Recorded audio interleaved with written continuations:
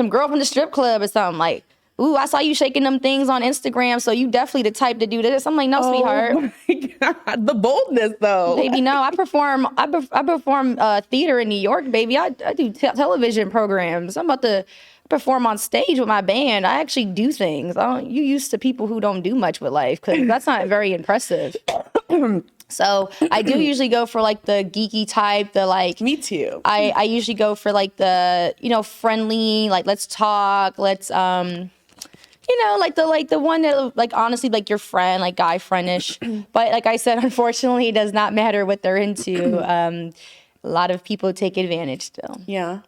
Yeah. I mean, you're killing it though. Like, props to you. Like, you thanks. went through so much adversity, and you didn't make excuses. Like, you got here. Like, you are here. Well, that's just my motivation.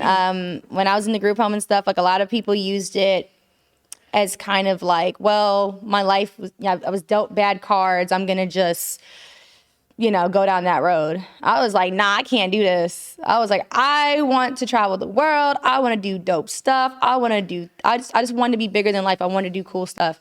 So I just kept doing it. And that's what I do. And that's what brings me, honestly, joy and happiness. And I think a lot of men, too, are intimidated because even my last relationship, I tell them from the beginning, my career comes first.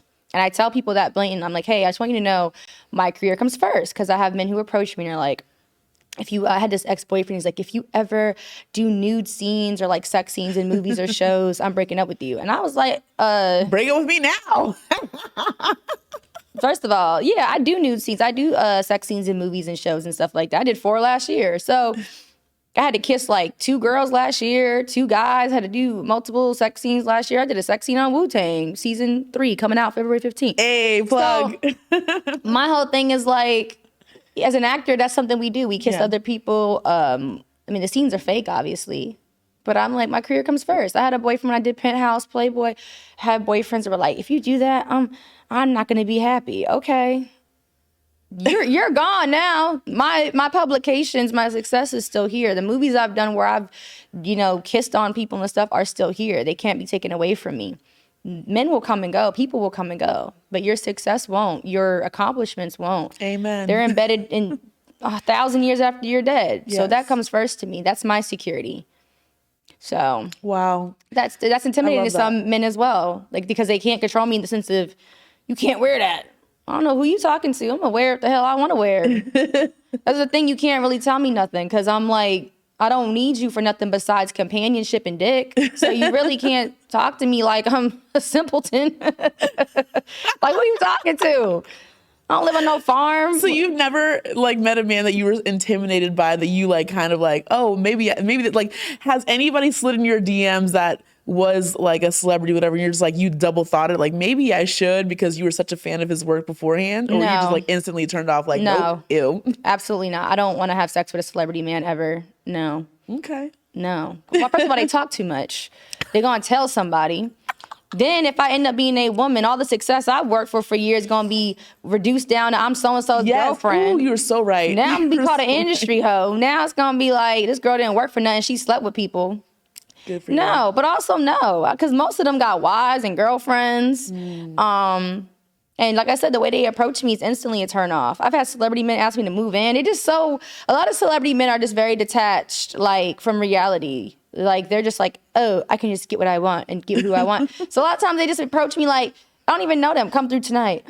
I don't know you, the hell? Celebrity men be hitting me up like, I did this one TV show, and one of the stars of the show, he was just like, he was like, okay, well, come through. It was like 12 o'clock at night. I'm not meeting with no random man at no midnight. I don't know. You could be a killer. He's like, that's right. How you know who I am? No, I know who you are publicly. I don't know who you are behind the scenes.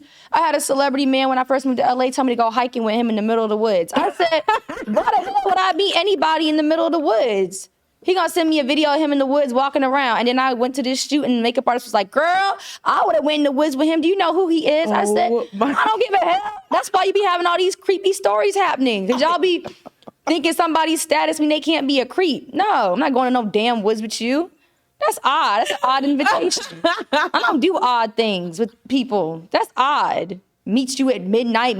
I went to a rap party of a TV show I went to. One of the stars of the show was like, I planned a threesome for me and you tonight with this random ass girl.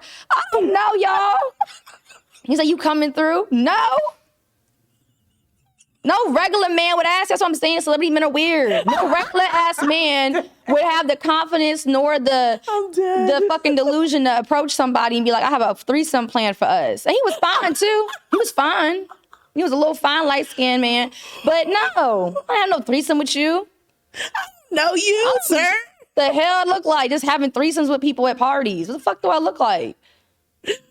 That's odd. That's odd behavior. That's mental illness. I don't do that.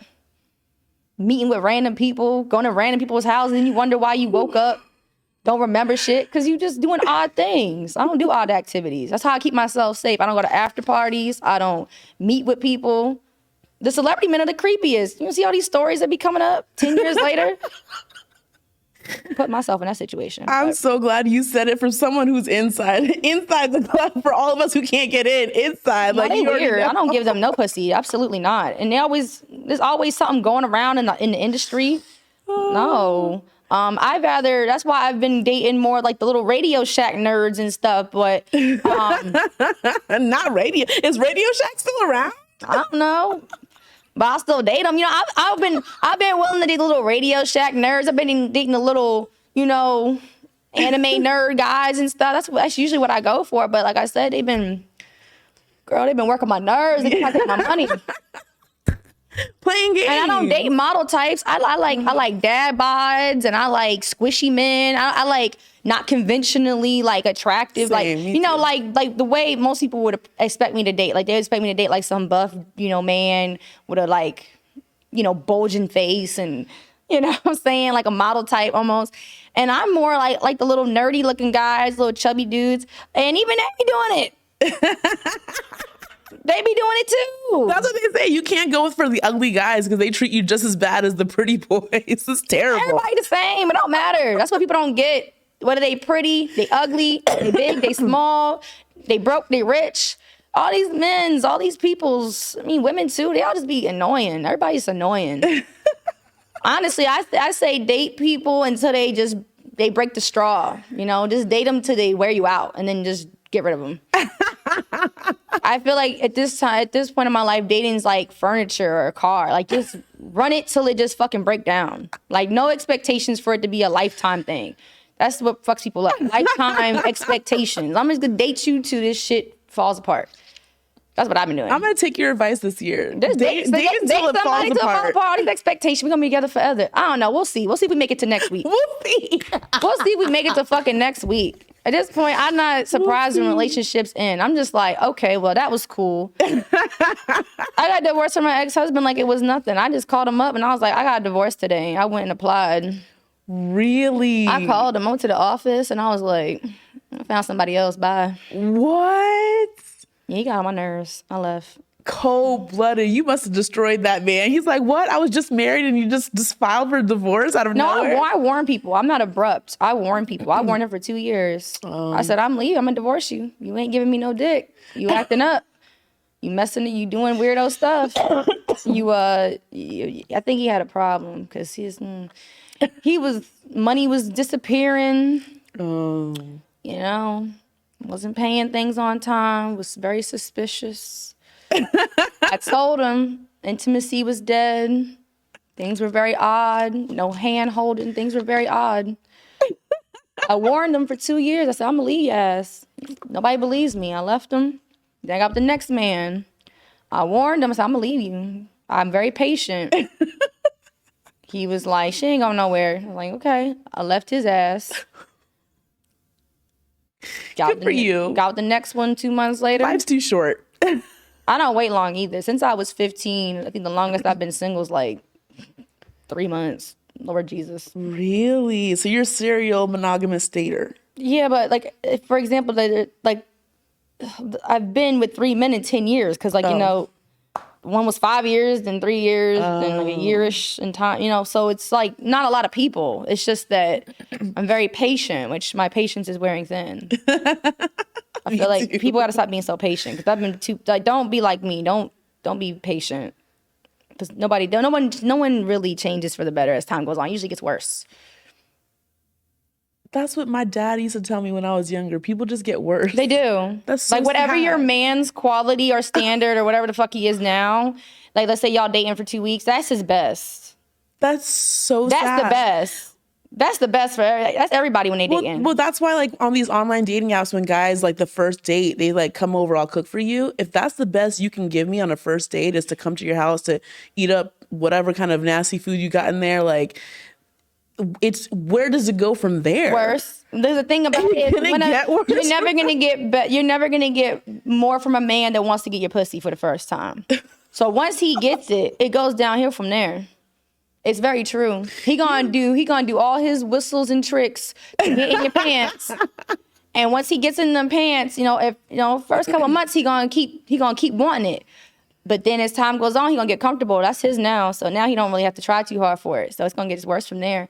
Like people I meet, we've been married for 14 years. He don't ever take me out for Valentine's Day no more. It gets worse with time. It gets worse. That's why housewives be cheating. That's why when I was a stripper, it was a bunch of husbands coming in there because their wife don't want to fuck them no more. It gets worse.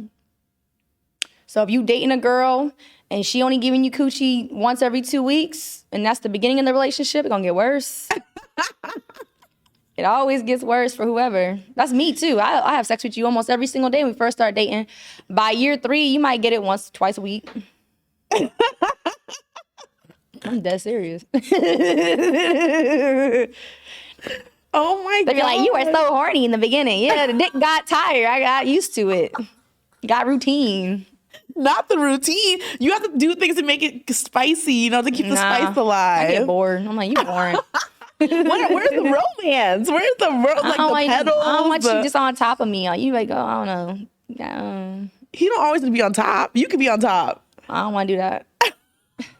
I do that in the beginning. If it's meant to be, then it'll be a love song.